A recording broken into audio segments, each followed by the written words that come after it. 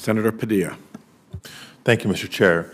Couple questions. Followed by Senator First, Braun. Sorry to interrupt, just to let Mike know that he's next. Okay. The first is sort of an extension of a topic that Senator Murray was talking about earlier in terms of equity of the Social Security system. My understanding is that even with Social Security, there are more than 5 million seniors in the United States currently living in poverty. Roughly 1 in 7 seniors rely on Social Security for more than 90% of their income. And the number of Americans who are at risk of not being able to maintain their standard of living in old age or retirement age has increased over the past 30 years. And this is particularly true for lower income and marginalized communities that have had fewer opportunities to save, earn pensions, et cetera, especially among Black and Latino elder adults. Question is for Ms. Romig. How does rising income and wealth inequality affect Social Security financing and benefits, and what recommendations would you have to make the system more equitable? That's a terrific question. Certainly on the financing side, as we've been talking about, this rising inequality of the last 40 years, since the last time Congress addressed Social Security, was not anticipated. And so we are getting fewer payroll taxes from high-income earners than we would have if the payroll tax cap was set at the same level that it had been 40 years ago. And so we've lost a lot of revenue for the system during that period of the last 40 years, and that's certainly not equitable. And as Amy discussed, also this rise of people getting income from other sources that are not taxed by Social Security, investment income and pass-through income and things like that, the highest income people are contributing a much smaller share of their total incomes to Social Security than regular folks who get their income from paychecks. And so those are really important factors that we need to think about now that we are aware of these trends to make sure that Social Security is equitably financed. And the same is true on the benefit side.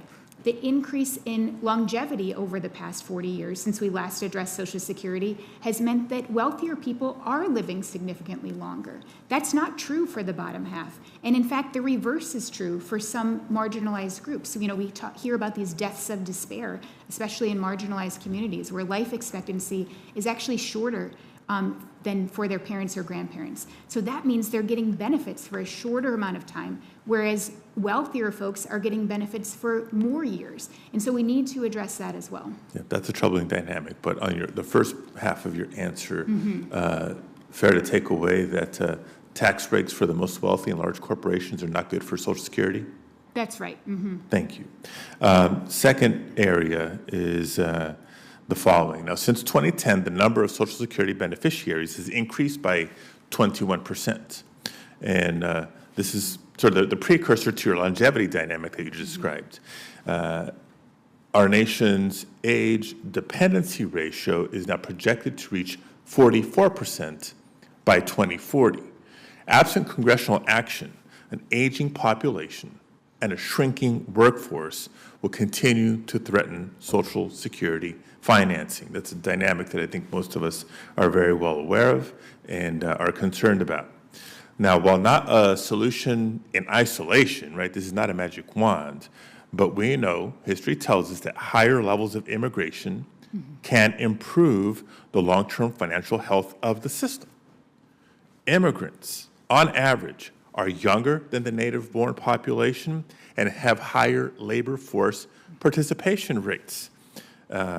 And just to top that, by the way, the studies by the Cato Institute from 2013 and 2018 also found that Social Security eligible immigrants use benefits at lower rates. So there's a group of folks that's paying into the system disproportionately than what they're taking out of it. Questions for Mr. Swagel and Mr. Goss. We already know that immigration benefits the economy overall.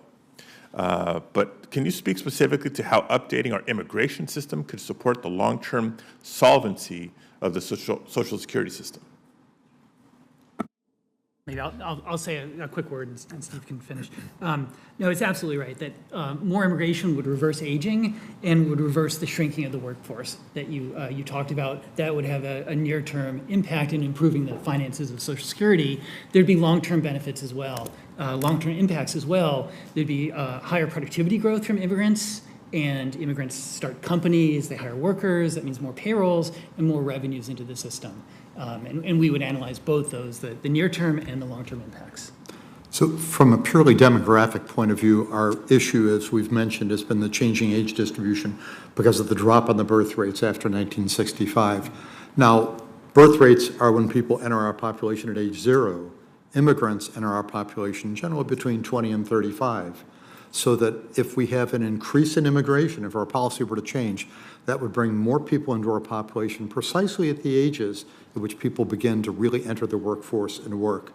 So it could potentially change our distribution of the 20 to 64 age group, working age, versus the 65 and over, and have a very positive effect. There's no question about that.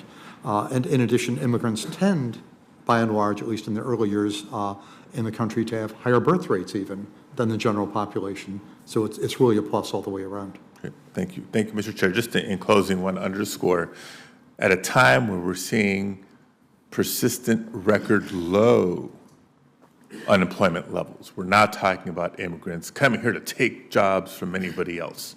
We need the workforce. And I've heard that from leaders in every industry across the board. Thank you, Mr. Chair.